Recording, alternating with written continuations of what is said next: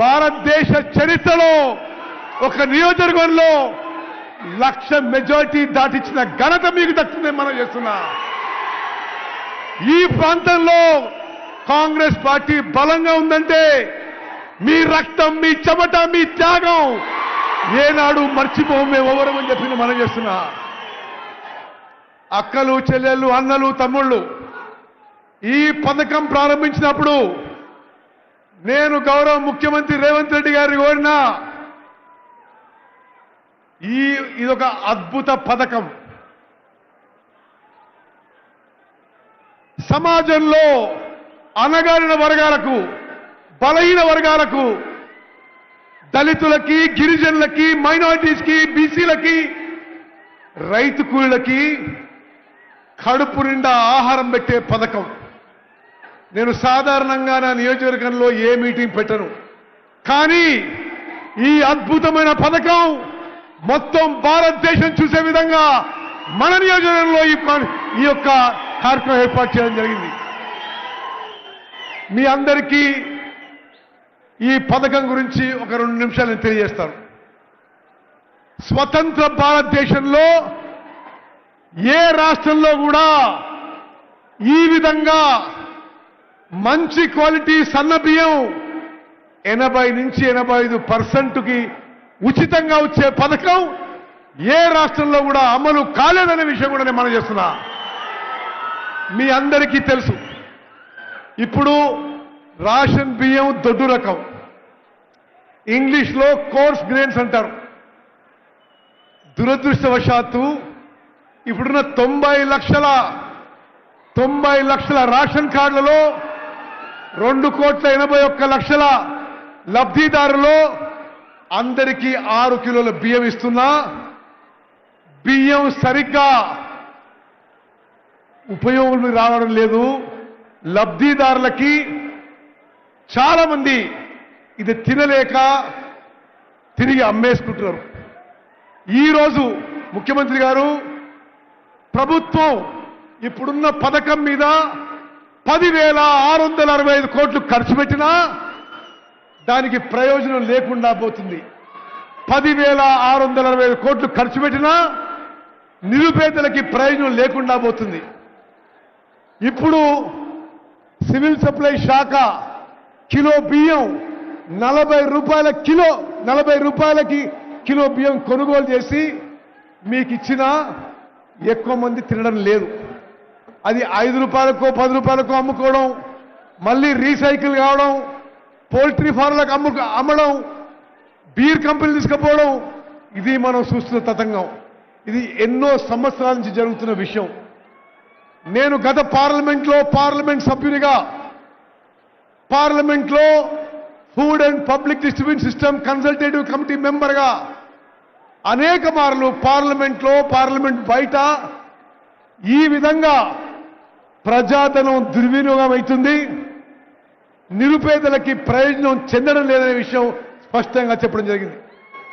కానీ గత ప్రభుత్వాలు ఎవరు మార్పు చేయడానికి ప్రయత్నం చేయలే.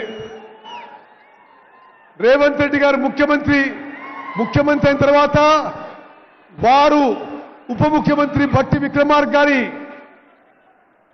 చొరవతో, గైడెన్స్తో తెలంగాణ రాష్ట్రంలో ఇప్పుడు ఇస్తున్న దొడ్డు రకం బియ్యం మానేసి ఈ రోజు నుంచి, ఈ సభ నుంచి యావత్ తెలంగాణలో 80 నుంచి 84% జనాభాకి సన్న బియ్యం ఇవ్వబోతుందని చెప్పి నేను మనం చేస్తున్నాను.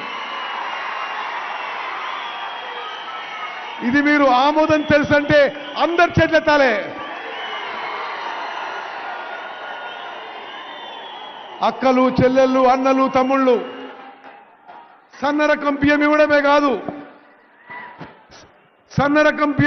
కాదు, 10 ఏళ్ల పాటు గత ప్రభుత్వంలో ఉన్న పెద్ద మనుషులు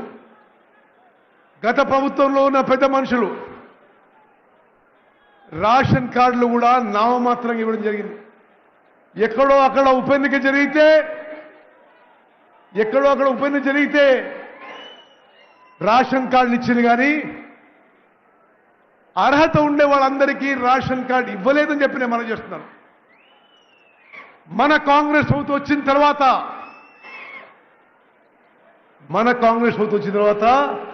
అర్హులందరికీ రేషన్ కార్డు ఇవ్వబోతున్న విషయం నేను మరోమారు మనం చేస్తున్నా. ఇదొక నిరంతర ప్రక్రియ. తెలంగాణలో అర్హత ఉన్న వాళ్ళందరికీ కూడా రేషన్ కార్డు ఇవ్వబోతున్నాము. బిలో పవర్టీ లైన్ కుటుంబాలకి, దారిద్ర్య రేఖ దిగులున్న వాళ్ళకి గతంలో తెల్ల కార్డు ఉండే, మన ప్రభుత్వంలో 3 రంగుల కార్డు ఇవ్వబోతున్నాము. అబౌవ్ పవర్టీ లైన్ ఉన్న వాళ్ళకి, దారిద్ర్య రేఖకి ఎగువ ఉన్న వాళ్ళకి గతంలో గులాబీ కార్డు ఉండే, ఇప్పుడు మనం గ్రీన్ కార్డ్, ఆకుపచ్చ కార్డు ఇవ్వబోతుందని చెప్పి నేను మనం చేస్తున్నాను. అక్కలు, చెల్లెళ్ళు, అన్నలు, తమ్ముళ్ళు, ఇదొక చారిత్రాత్మక ఘట్టం. ఇదొక విప్లవాత్మక మార్పు. యావత్ సమాజంలో అణగారిన వర్గాలకి, బలహీన వర్గాలకి, పేదవారికి ఒక గొప్ప మార్పు తీసుకొచ్చే మరి ఘట్టం ఇది. రేపటి నుంచి యావత్ తెలంగాణలో రేషన్ కార్డ్ అర్హత ఉండే వాళ్ళందరికీ 6 కిలోలు ఉచితంగా సన్నబియ్యం ఇవ్వబోతుందని చెప్పి నేను మనవి చేస్తున్నాను. మిత్రులారా, ఈ గొప్ప కార్యక్రమం మన గడ్డ మీద, మన నేల మీద ప్రారంభం కావడం మన అదృష్టంగా భావిస్తున్నా. యావత్ భారతదేశంలో ఏ రాష్ట్రంలో ఈ విధంగా జరగడం లేదు. మన అమ్మ సోనియా గాంధీ గారు కన్న కలలు నెరవేర్చబోతున్నాము. ఆహార భద్రత చట్టం వారు తీసుకొచ్చారు. ఈ రోజు మనం తీసుకొచ్చిన సన్న బియ్యం కార్యక్రమంతో ఆహార భద్రత విషయంలో నిజమైన ఆహార భద్రత, నిజమైన ఫుడ్ సెక్యూరిటీ ఈ రోజు తెలంగాణలో కాంగ్రెస్ ప్రభుత్వం మరి అందరికీ భద్రత ఇవ్వబోతుందని చెప్పి మనం చేస్తున్నాం. మిత్రులారా, ఈ విషయంలో కొన్ని మరి మీరందరూ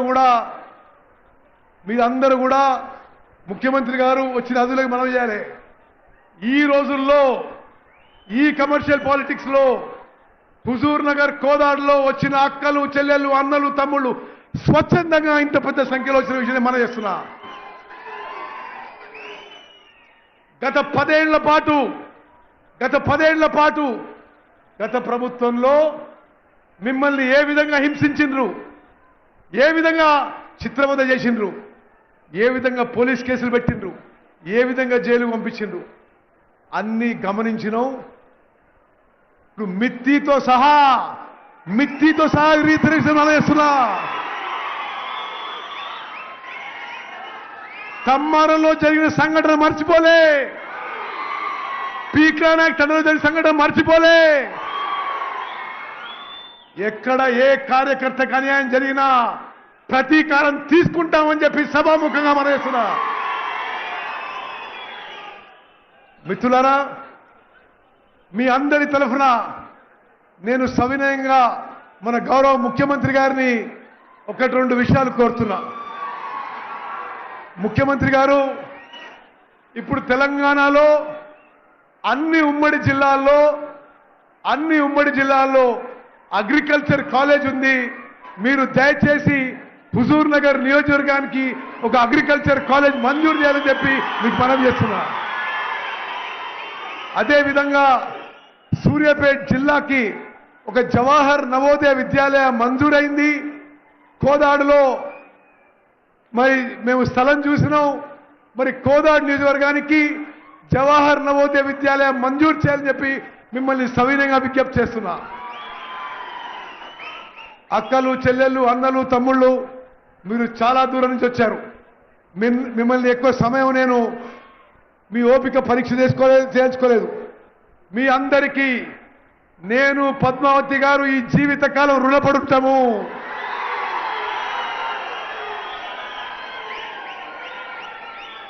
తెలంగాణలో, ఆంధ్రప్రదేశ్లో మీ అందరి పని వల్ల, కృషి వల్ల, త్యాగం వల్ల ఒక అరుదైన రికార్డు 7 సార్ల వరకు గెలిపించిన ఉత్తమన్న మీరందరూ చెప్పిన మనసునా. మాకు వేరే కుటుంబం లేదు, మీరే మా కుటుంబం అని చెప్పి కూడా నేను మనం చేస్తున్నా. మరి మీ అందరూ కూడా ఇంత పెద్ద ఎత్తున ఈ సభకు హాజరై ఒక చారిత్రాత్మక ఘట్టంలో ఈ సన్నబియ్యం కార్యక్రమంలో మరి గౌరవ ముఖ్యమంత్రి గారు వచ్చినందుకు మీ అందరూ వచ్చినందుకు ధన్యవాదాలు తెలియజేస్తూ ప్రత్యేకంగా కౌన్సిల్ చైర్మన్ మరి పెద్దలు సుఖేందర్ రెడ్డి గారికి, అసెంబ్లీ స్పీకర్ గడ్డం ప్రసాద్ గారికి మా అందరి తరఫున మీకు ధన్యవాదాలు తెలియజేస్తున్నాం. మరి మీ అందరికీ మనస్ఫూర్తిగా ధన్యవాదాలు తెలియజేస్తూ ముగిస్తున్నాను. జై హింద్, జై కాంగ్రెస్. ఒక చారిత్రాత్మక సందర్భాన్ని విజయవంతం చేసిన మీ అందరినీ ఉద్దేశించి గౌరవ మంత్రివర్యులు ఉత్తమ్ కుమార్ రెడ్డి గారి సందేశం స్ఫూర్తిదాయకంగా సాగింది. ఈరోజు ఉదయమే ఉగాది పండుగ సందేశంలో ఆనరబుల్ సీఎం గారు అన్నారు, స్వచ్ఛమైన హృదయంతో సంకల్ప